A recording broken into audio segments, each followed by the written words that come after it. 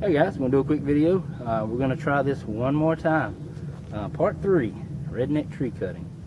See, I have the 22 out today. And you're asking, what's the 22 going to do? Well, hopefully, this combination here is going to do the trick. The first video, that was 4 pounds. A lot of you asked, that was 4 pounds of their high velocity, in the red's high velocity. That's why I use the AR-15. Now this is their low velocity targets, and in my experience, pound for pound packs a whole lot more punch than the high velocity targets. This is a 2-pound package. That's all I have. 2 pounds of infrared low velocity targets.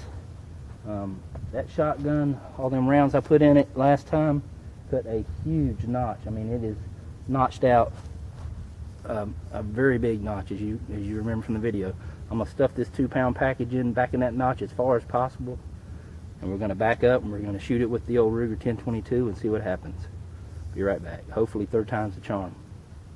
Alright guys, here we go. If I can keep it steady and hit her.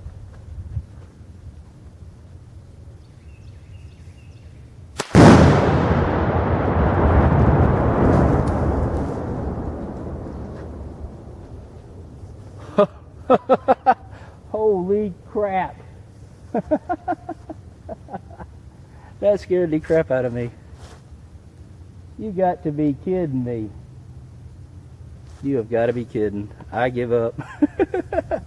Any suggestions, leave them below.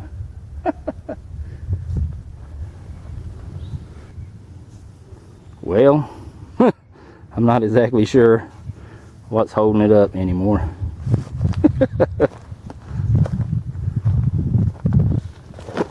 Oh, look. Oh yeah, blue big pieces. I mean, really, I mean, there is probably only 1/3 of it left, but it's a strong 1/3, I suppose.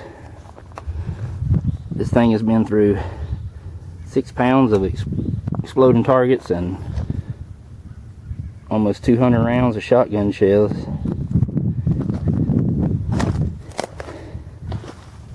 There it stands.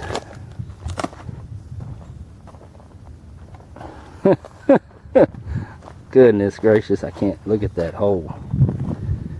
That is unbelievable. There's nothing left. Oh well. To be continued. See you guys.